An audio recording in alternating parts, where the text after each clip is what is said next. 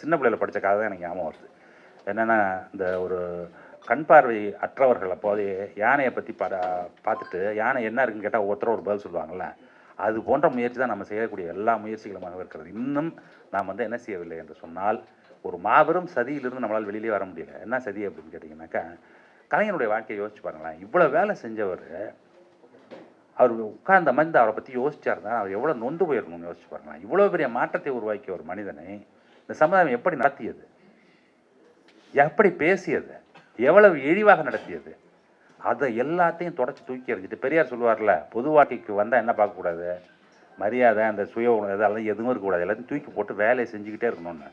அதுபோல் ஒரு மனிதனால் இயங்க முடிந்தால் மட்டும்தான் இவ்வளவு மாபெரும் திட்டங்களை வந்து செயல்படுத்தியிருக்க முடியும். திட்டங்களை நம்ம என்ன பார்க்குறோம் அப்படின்னு கேட்டிங்கனாக்கா, கன்னியாகுமரியில் திருவள்ளுவருக்கு சிலையாகவும், அண்ணா நூற்றாண்டு நூலகமாகவும், என்ன வள்ளுவர் கோட்டமாகவும் கட்டிடங்களாக பார்க்குறோம்.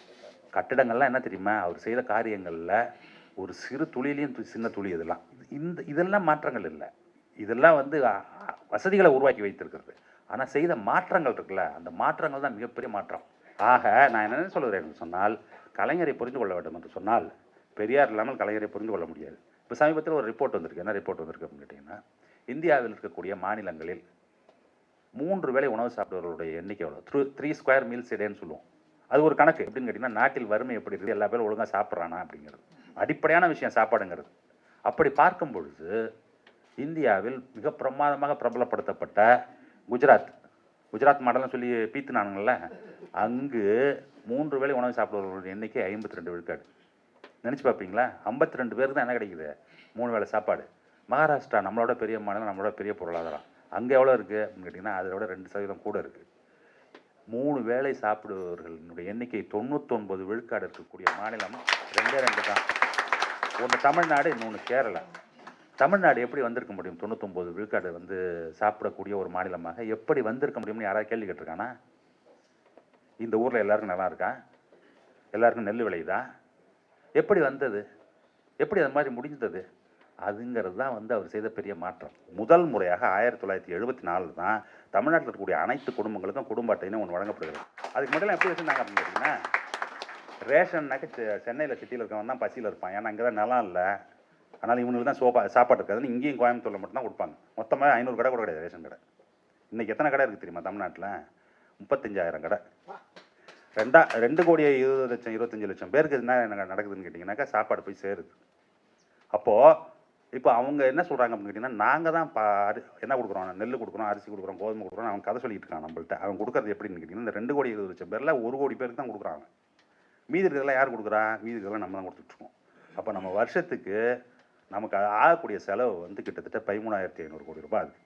இந்த 13,500 கோடி ரூபாய் செலவு பண்ணுறதுல என்ன ஆகுதுன்னா, யார்ட்டையும் போய் சாப்பாட்டுக்கு நிற்க வேண்டிய அவசியம் இல்லை அப்படின்னு சொல்கிறது இருக்குல்ல, அது வந்து என்ன அப்படின்னு கேட்டிங்கனாக்கா, அவனை அந்த பிடியிலிருந்து, கோர பிடியிலிருந்து காப்பாற்றுறது. இவங்கெல்லாம் திரும்ப நம்மள்ட்ட எல்லாத்தையும் பிடிங்கலான்னு பார்க்குறானுங்க. அது எந்த காலத்தையும் நடக்காது. ஏன் நடக்காது அப்படின்னு கேட்டிங்கன்னா, நாம் என்ன செய்திருக்கிறோம் அப்படின்னு கேட்டிங்கன்னா, மக்களுக்கு கலைஞர் பண்ணது, நாம இல்லை, கலைஞர் பண்ணது என்னன்னு கேட்டிங்கன்னா, நம் தமிழ்நாட்டு மக்களுக்கு ஜனநாயகம்னா என்னென்னு அவர் காட்டிட்டு போயிருக்காரு. ஜனநாயகம்னா நீங்களாம் என்ன நினச்சிட்டு இருக்கீங்க அப்படின்னு கேட்டிங்கனாக்கா, எலெக்ஷன் அன்னைக்கு ஓட்டு போடுறதுன்னு ஜனநாயகம்னு நினச்சிட்டு இருக்கீங்க. அது கிடையாது. ஜனநாயகம் என்பது பல தளங்களில் வேலை செய்யும். ஒரு தளம் என்ன அப்படின்னு கேட்டிங்கனாக்கா உணவு, ஒரு தளம் வந்து இருக்கக்கூடிய இடம், இன்னொரு இடம் என்னன்னு கேட்டிங்கனாக்கா போக்குவரத்து, இன்னொரு தளம் என்னன்னு கேட்டிங்கனாக்கா கல்வி. இப்படி அவர் செய்யாத காரியமே கிடையாது. திருவனந்தபுரத்தில் ஒரு கூட்டம், இங்கே பிளானிங் கமிஷன் இருக்க மாதிரி அங்கே இருக்கிற ஒரு பிளானிங் கமிஷன் கூட்டம், திருவனந்தபுரத்துக்கு போய் அந்த கூட்டத்தை முடிச்சுட்டு சாயந்தரம் ஃப்ளைட்டை பிடிக்கிட்டு ஏர்போர்ட்டில் வந்து உட்காந்துருக்கேன். ஒரு பையன், அவருக்கு வந்து ஒரு 35 வயசு இருக்கும். அவர் வந்து என்கிட்ட பார்த்துட்டு, சார் உங்கள்கிட்ட ஒரு 2 நிமிஷம் பேசலாமா அப்படின்னாரு. அவர் வந்து இந்தியாவில் இருக்கக்கூடிய ஒரு பெரிய தொலைத்தொடர்பு நிறுவனத்தில் சீனியர் வைஸ் பிரசிடென்ட். வயசு 38 என்னமோ தான் ஆகுது அவருக்கு. அவர் சேலத்துக்கு பக்கத்தில் ஒரு கிராமத்துலேருந்து வர்றாரு. அவர் சொல்கிறாரு, நான் ரொம்ப சின்ன வயசுலேயே எங்கள் அப்பாவை இழந்துட்டேன். நான் எங்கள் ஊரில் வந்து 8வது வரைக்கும் தான் பள்ளிக்கூடம் இருந்தது. அப்போ அதுக்கு முன்னாடி எங்கள் அப்பா இறந்து போயிட்டார்.